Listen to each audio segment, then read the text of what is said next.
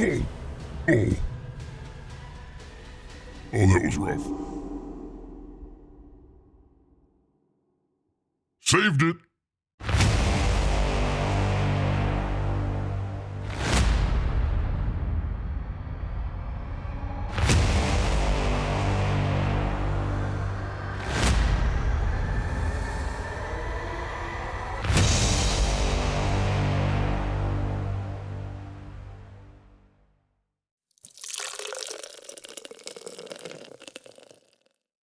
We are back, baby.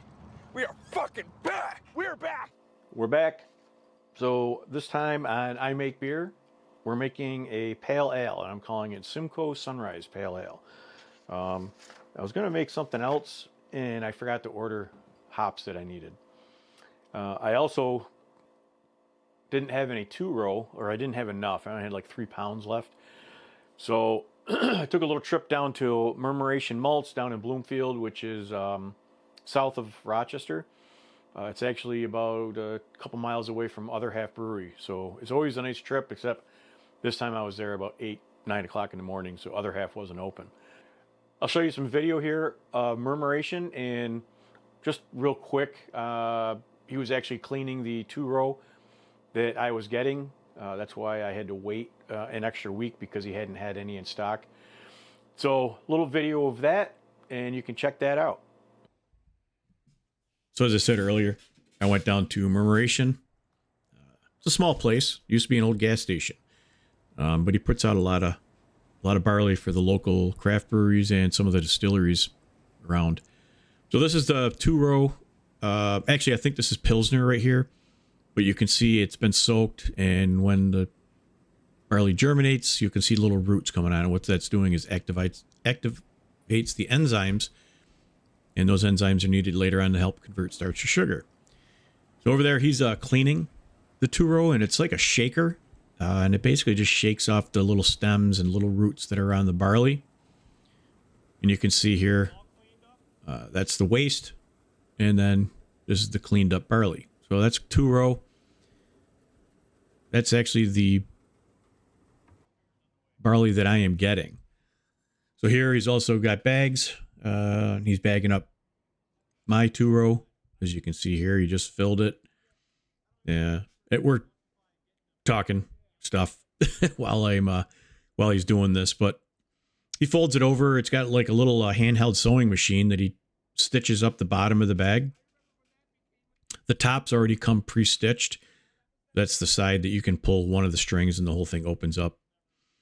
But and you see that going right across, and then it cuts. Hopefully at some point I will actually go down and do a full video of the malting process, but that was just a quick little view of it. So anyways, our pale ale. I'm using Murmuration's 2-row. Their 2-row is a 2.3 Lullabond.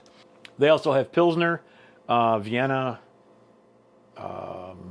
They got a whole bunch. Some crystals. He just did a buckwheat. There was a brewer, a craft brewer in town that wanted to do an experiment with buckwheat.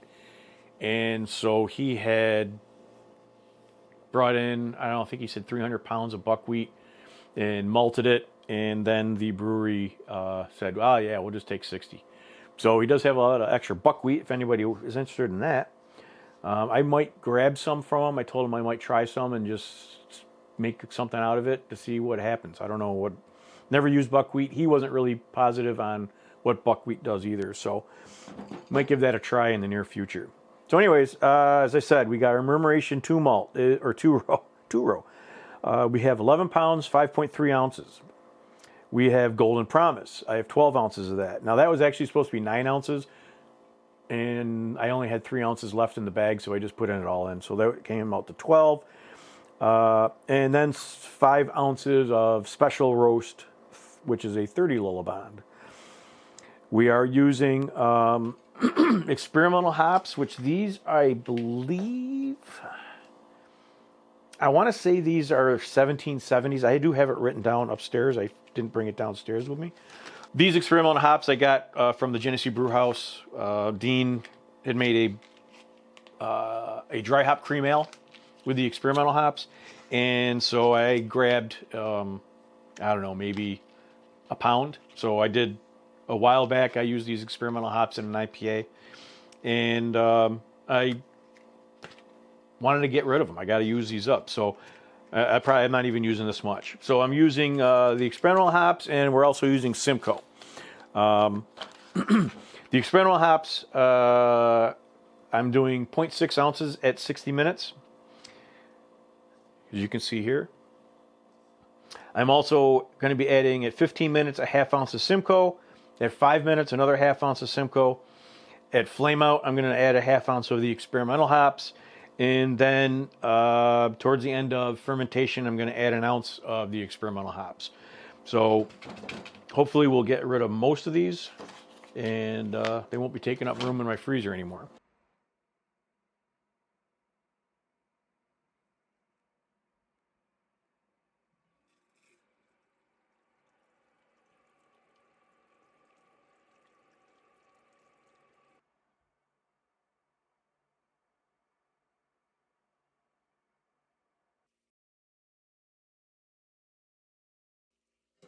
Mash is done. I had added my salts in. You saw a little quick clip of that, but I was getting ready to go to the chiropractor, and so I didn't get everything set up when I was doing that. So I milled and mashed in, did my salts addition, and went to the chiropractor. I'm back, and my mash is done. So we're going to pull the basket, get this up to temp, and then we'll start our boil. All right, so our boil just started. We're adding in our first addition of hops. They are the experimental hops, and we are adding in 0.6 ounces. So they're in. Our pre-boil volume was 6.9. It's supposed to be 6.9. Our gravity at this point is supposed to be 1046, and we are at 1047. So we were right on. Our pH was supposed to be 5.4. I wanted it to be 5.4, but as long as it was between 5.3 and 5.5, I was good. And it came out 5.5. So our pH is good too. So as of right now, we are perfect with our numbers. So we will see you in about 45 minutes for the next hop addition. We have 15 minutes left in the boil. I'm adding my first addition of Simcoe hops, but it is the second addition. And this is a half ounce. So that's going in. And then we got yeast nutrient and a Werflock tablet. That's going in. And we'll see you back in 10 minutes. And we are also going to start running the wort through the pump and plate chiller to get all the nasty bugs out of it. 5 minutes left in the boil. Our second Simcoe, our third addition. Half ounce. All right, last addition of hops, flame out. These are half ounce experimental. I'm not putting these in the hop spider because only half ounce should be good with the plate chiller. Shouldn't clog it up. Now we'll turn off the whirlpool and we'll let that hop material settle out. And then we'll fill up the fermenter. How about that? So here we're just filling up the fermenter. I got about 5.1 gallons in the fermenter, but my keg had 4.1 gallons when I filled it. And also we're aerating here.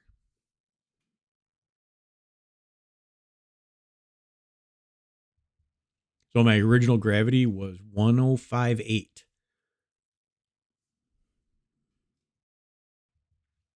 And then we're doing a closed transfer to fill up this keg. And as I said, I end up getting just over 4 gallons in the keg.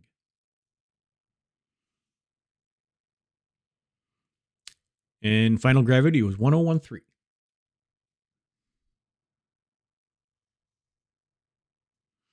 And as you can see here, when I dry hopped about 7 days in, the gravity shot up to over 1056. I'm not really sure what happened there. I think what happened is the small bag that I had the hops in landed on top of the tilt and messed it all up. Either that or the krausen from the hops being dropped in. Also, towards the end of fermentation, my tilt stopped transmitting. So I'm not 100% sure what happened. I checked the battery after the end of it and everything was working. So that's what we got.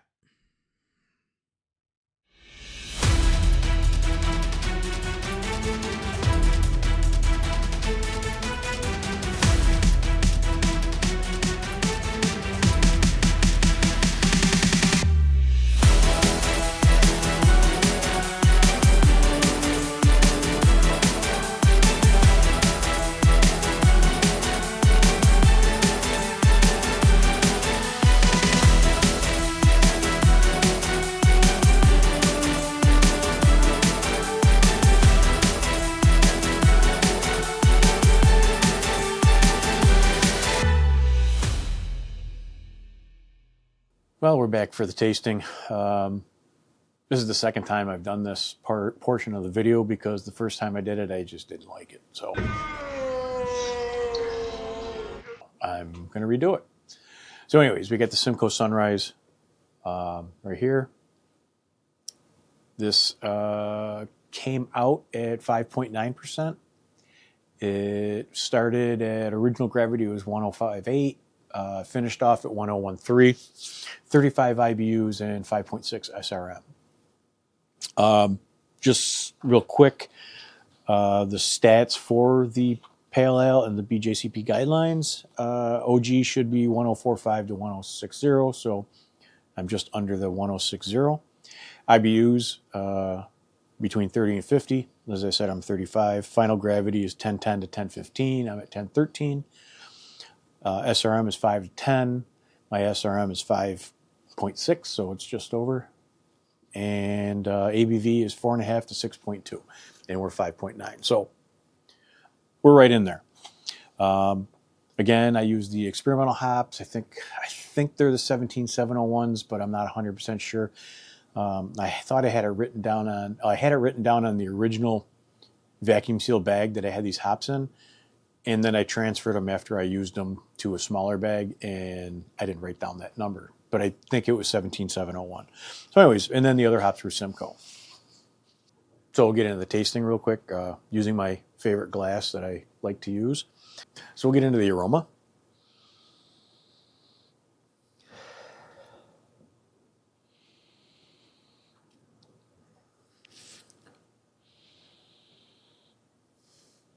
So you're getting a little of the black currant and the passion fruit, and that comes from the experimental hops.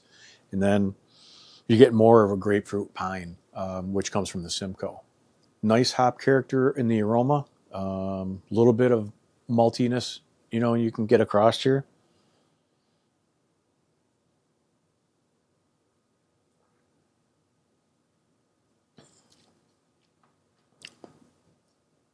Mouth feels good. Medium carbonation.